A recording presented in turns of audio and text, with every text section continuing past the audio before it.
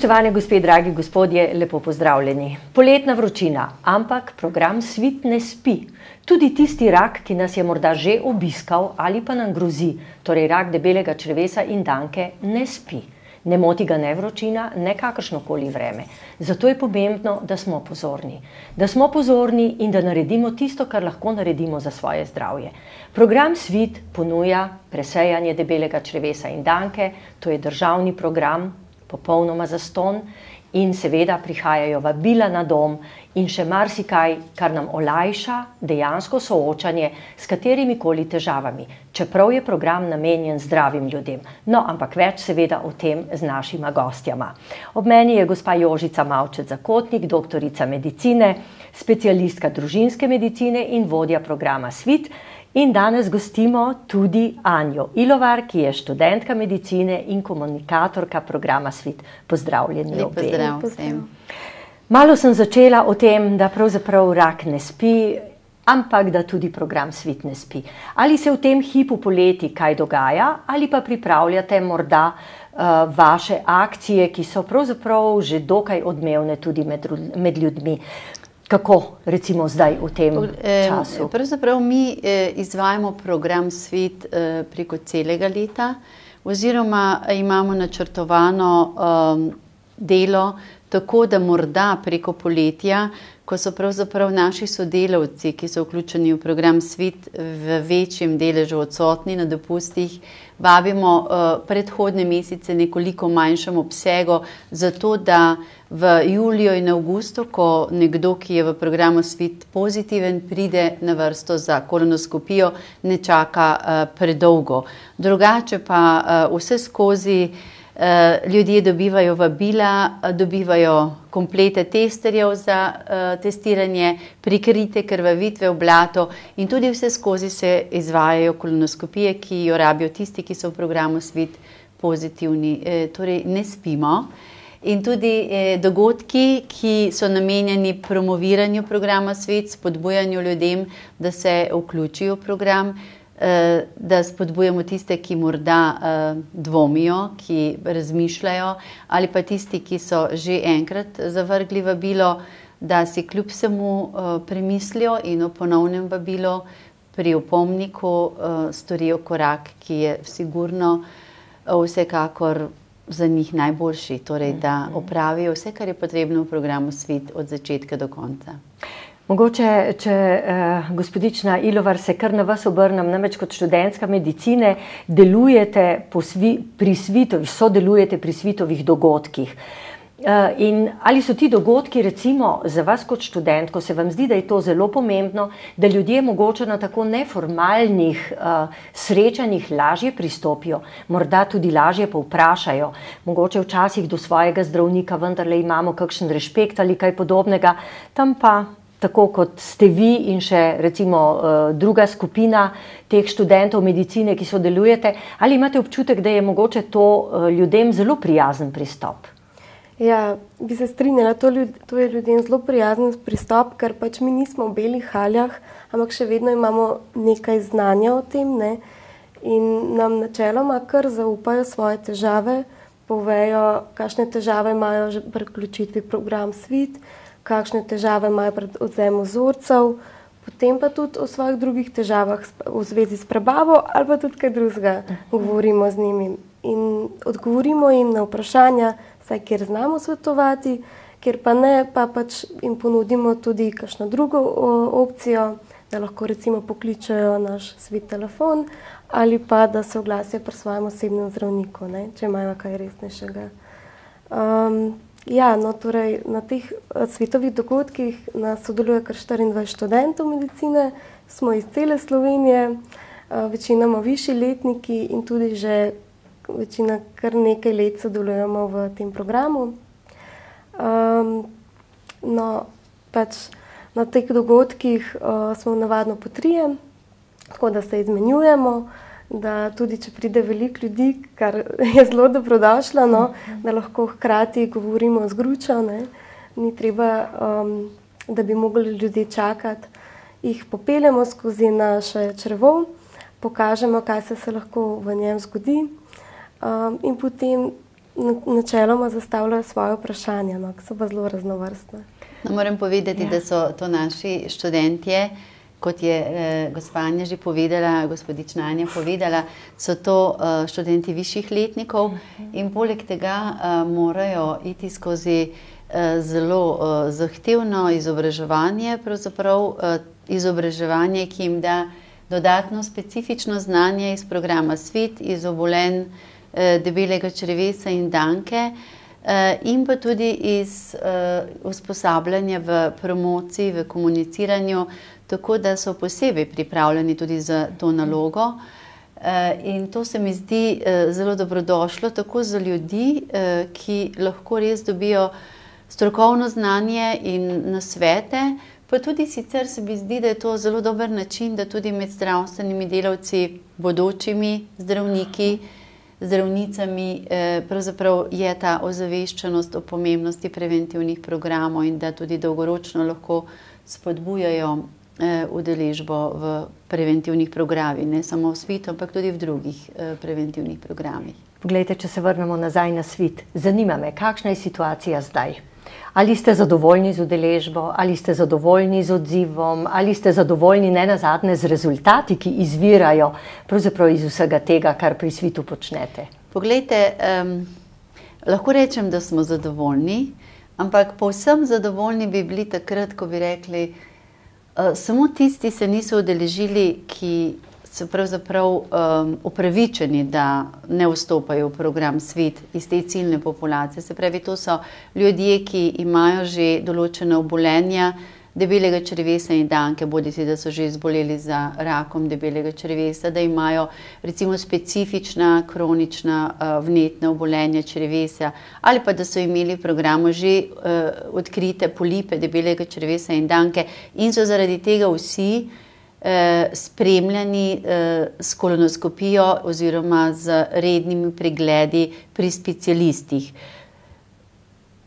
Pravzaprav ne grejo vsi ljudje, ti ljudje bi morali hoditi k gastroenterologu na redne kontrole oziroma zdravnik družinske medicine in gastroenterolog bi morali to populacijo ljudi spremljati z temi specialnimi pregledi s kolonoskopijami, vendar ljudje še vedno se tudi v teh primerih ne udeležujejo teh rednih kontrol.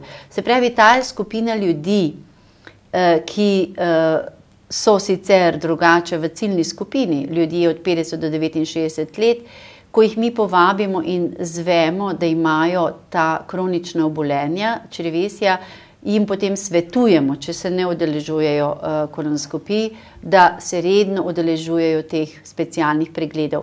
Vsi drugi ljudje bi se pa pravzaprav morali odzvati v program SVIT z ozirom na koristi, ki jih program SVIT prinaša. In zato zgodbo sem začela zato, ker sem hotela povedati, da bi bili zadovoljni, če bi se pravzaprav vsi ljudje, ki jim je program SVIT namenjen, udeležili programa SVIT. Vendar situacija še vedno ni taka. V programu se odzove približno 62% ljudi z tem, da pristanejo, da bodo v programu sodelovali, pa še vedno jih potem 2 do 3% obupa in ne vrnejo testerjev.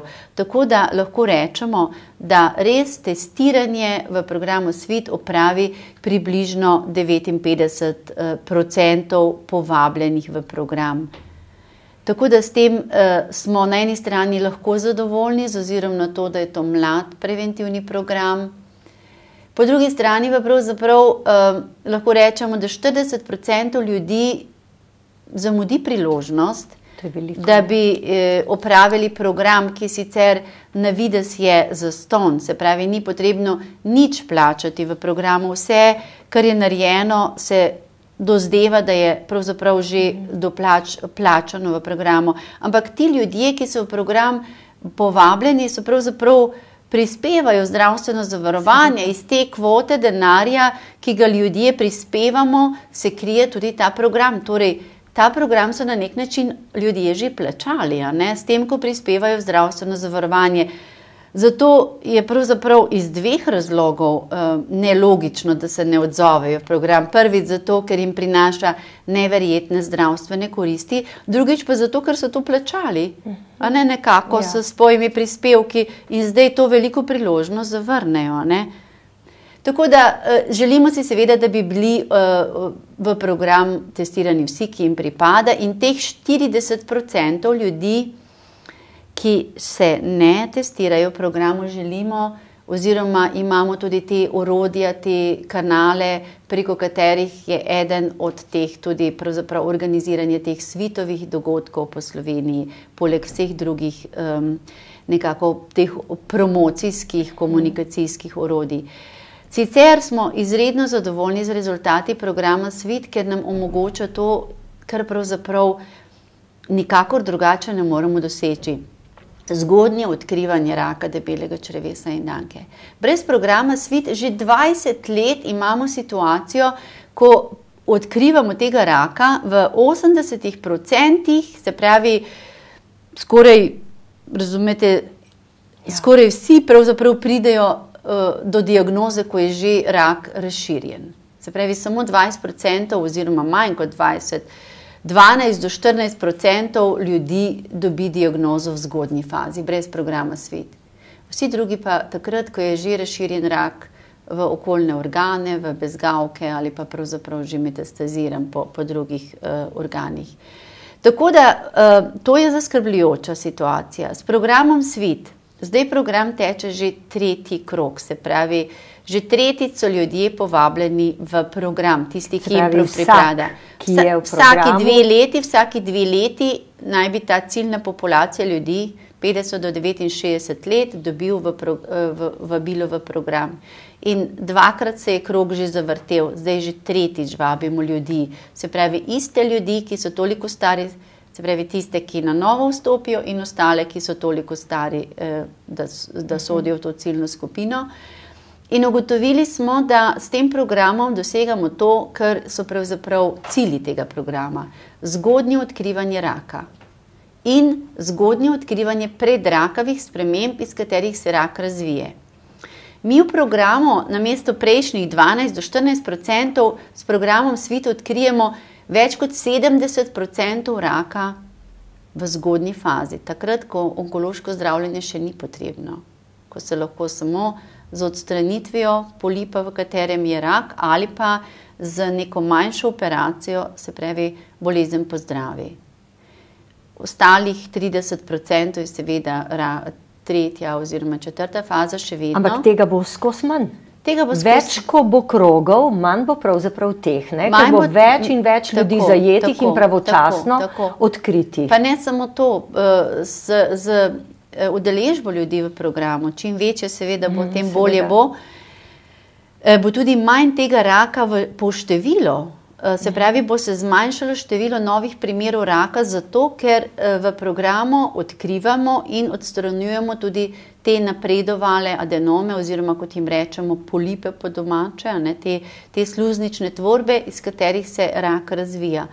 In v bistvu, če povemo samo rezultate iz enega kroga, recimo v 2 letih, prvih 2 letih smo odkrili okrog 860 rakov, in od tega je bilo 70% zgodnjih in odkrili smo več kot 5000 predrakavih sprememb, ki so predstavljali tveganje za raka, ker so bili to tisti veliki polipi ali so bili pa take značilnosti imajo, ki se radi kancerizirajo oziroma razvijajo rak. Tako da zadovoljni smo z rezultati, kar Svit dosega. Zgodnje odkrivanje raka in odkrivanje predrakavih sprememb. Zadovoljni smo relativno z odzivnostjo, 60% odzivnost je kar lep dosežek, vsekakor pa nismo popolnoma zadovoljni s to odzivnostjo, ker si želimo 80-90% odzivnost. In zato bomo tudi delovali z različnimi orodji in z načini, da bomo to dosegli. No, poglejte, gospa, mene namreč ravno to zanima, kako ljudje pristopajo k vam. Ali jih je sram, recimo, govoriti o prebavi, o črevesju, ne nazadnje, o določenih težavah, ki jih imamo pač na tem delu telesa. Ravno z dr. Zakotnikovo sva se v eni od prejšnjih oddaj pogovarjali, da recimo to je bilo popolnoma nespremenljivo, da bi se človek ob kakšni večerji o tem pogovarjal. Lahko se pa pogovarjamo recimo o zobobolu, ne? Ampak zdaj se je tudi to zelo spremenilo. Kakšen imate občutek zdaj recimo po tem malo daljšem času, ko se ljudje sprehajajo skozi tisto napihljivo črevo, opazujejo te stvari, ali se odpirajo, ali je še vedno tabu tema, strah ali kaj podobnega? Ja, to je zelo različno, ne? Tako kot smo ljudje različni, so tudi pristopi njihovi do nas zelo različni. Pač nekateri pridajo in so čisto navdušeni, videli bodo črevo, slišali informacije, sprehodijo se s črevo z nami, ne, ki jim razlagamo in jih zanima ogromno stvari. Veliko je takih, ki za njih ni več to tabu tema. To nas zelo veseli, ampak mi pa nekako ciljamo pa tudi na tiste, ki jih je pa strah pristopiti. No? In takrat mi študenti medicine ne poskušamo do njih pristopiti, tako kot vidimo koga, ki malo od strani gleda, ja, naše črevo ga poskušamo malo pritegniti, ne, vprašati, ali pozna že program Svit, a ve, kaj je ta naša zadeva tam. In večina jih pride in se potem z njimi malo pogovarjamo, pač načeloma smo se v teh letih že naučili, no, s kom se lahko malo bolj invazivno, kako bi rekla, pogovarjamo, pa s kom bolj obrobno, ne, o prebavi pa o teh tabu temah. Tako da, kot sem rekla, zelo različno je. Kaj pa recimo vam kot študentki medicine? Imate občutek, da tu pridobivate dragocene izkušnje? Namreč izobraževanje, ki ste ga dali skozi, je ena od stvari. Ampak vendar tu je pa ta konkreten stik z ljudmi. Nekaj, kar vas čaka tisti hip, ko boste začeli delati. Ja, to so zelo dragocene izkušnje, ki jih že zdaj uporabljam pri svojem delu oziroma praksi. Tako da pač naučila sem se malo bolj, kako komunicirati z ljudmi. Pridobila dragocene izkušnje tudi glede na to, kako se ljudje odzivajo. In je nekaj, kar sem zelo vesela, no, da sem začela s tem, sem se vključila v ta program kot komunikatorka. No. Kaj pa recimo, katera so najpogostejša vprašanja? Imate občutek, da ljudi morda kakšne stvari bolj skrbijo kot druge? Tako je, no, najpogostejše vprašanje je, kako se lahko vključim. Kako, pa do katerega leta, pač razložimo jim, ne, da je od 50 do 69 in večina, ki ni v teh letih, jih vpraša, zakaj pa prej ne morem ali pa zakaj kasneje. Ne. To je najpogostejše vprašanje. Potem pa tudi, kako oddajo testerčke, same pač tehnične podrobnosti jih zanimajo. Potem pa seveda znaki, simptomi raka, pa nekih težav v črevesju. Ne. O tem se veliko pogovarjamo z ljudmi in predvsem poudarjamo, da lahko ni nobenih težav, pa je prisoten rak. Ne. In zato je zelo pomembno, da se vključi v program Svit. Doktor Zakotnikova, poleg teh recimo Svitovih dogodkov so še Svitove kontaktne točke, pa klicni center. Pomeni, da vendarle imajo ljudje dovolj možnosti, da poiščejo informacijo, če jih karkoli bega. Imate občutek, da recimo mogoče že manj sprašujejo, da se je pravzaprav v teh 3 krogih že kaj spremenilo? Pravzaprav ljudje še vedno veliko sprašujejo. Veliko je klicev tudi v naš klicni center Svit, to je tukaj v centru Svit, kjer so zaposlene medicinske sestre, ki so posebej usposobljene za svetovanje ljudem in tudi za organizacijo komuniciranja, tako pri pravzaprav vključevanju v program, pri vseh postopkih, ki so potrebni, da oddajo blato, pa tudi pri organiziranju kolonoskopij po Sloveniji, oziroma vse, kar je potrebno, pravzaprav lahko dobijo informacijo v našem klicnem centru. Tudi ti naši strokovnjaki tudi komunicirajo z osebnimi zdravniki, z gastroenterologi. In moram reči, da pravzaprav ni občutka, da bi bilo manj klicev. Vedno znova, ko so ljudje pravzaprav v situaciji, ko so sami v neki situaciji, pride morda do nekih nejasnosti, do dvomov. Kličejo seveda tudi ne samo v zvezi s Svitom, ampak tudi z nekimi drugimi težavami, kar je sicer bolje, da se obrnejo na osebnega zdravnika, če ljudje težave z prebavo ali z prebavnim traktom imajo, je bolje, da se obrnejo na osebnega zdravnika. Vse, kar je pa v zvezi s svitom, pa seveda je dobrodošlo, da vprašajo ali v klicnem centru pri nas v Svitu, ali pa tudi, kot govorimo zdaj o teh naših dogodkih, oziroma v Svitovih kontaktnih točkah v zdravstvenih domovih.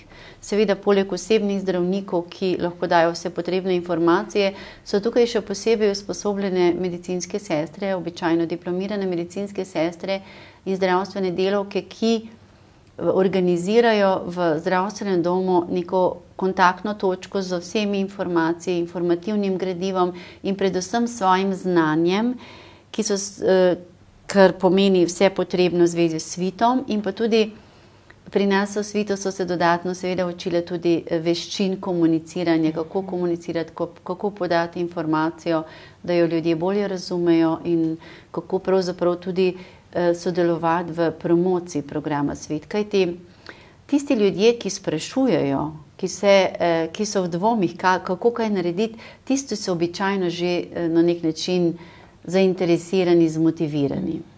Bolj problematični so tisti, ki nič ne sprašujejo, pa kar zavržejo vabilo, in takih je kar nekaj.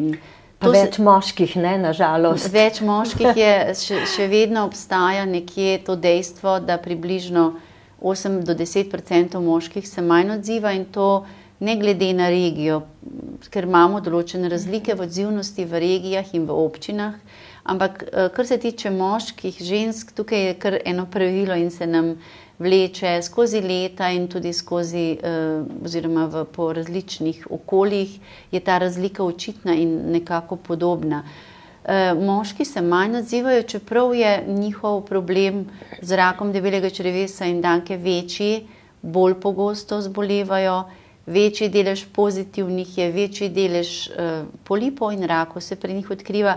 Se pravi, da je moška populacija tista, ki bi ta program Svit še bolj krvavo, kot rečemo, potrebovala, ampak nekako, kot vseh drugih preventivnih programov, se moški nekako takole utepajo, oziroma je potrebno pravzaprav marsikdaj narediti dodaten, zelo inovativen pristop, da se nekateri moški prepričajo, posebno morda v okoljih, recimo v vaških okoljih, srednje ali pa že starejši moški, tam od 55, 60 dalje, tudi bolj pogosto zavrnejo ali pa ne vstopijo v program, recimo ovdoveli ali samski moški, tako da ženske tukaj očitno igrajo določeno vlogo kot partnerice ali kot žene, da zmotivirajo moške za vstop. Tako da, ja, moški so res problem zase, v programu Svit tudi. Sicer ne mislim, da so problem, ne, ampak da ne bo pomote. Glede preventive pa so. To pa ja, pa ne zdravega življenjskega sloga tudi. No, drugače pa nekatere občine so nam uganka, veste, se giblje tako, recimo severovzhodna Slovenija, toliko bolj Pomurje, Štajerska, v nekaterih odročnih krajih, občinah, manjših, recimo se že zelo prizadevamo z različnimi pristopi, pa nam naraste od tistih 40 ali pa 30% odzivnosti, tam že celo 60-70%, pa se spet nekaj zgodi, pa spet ta odzivnost pade. V naslednjem krogu. Lahko v naslednjem krogu. Tako da, prosim, vsi, da vemo, program Svit je program, ki teče vedno znova in znova. Se pravi, vsaki 2 leti je potrebno vstopiti v program in narediti vse, kar je potrebno. Zato, da smo res bolj sigurni, da je z nami vse v redu.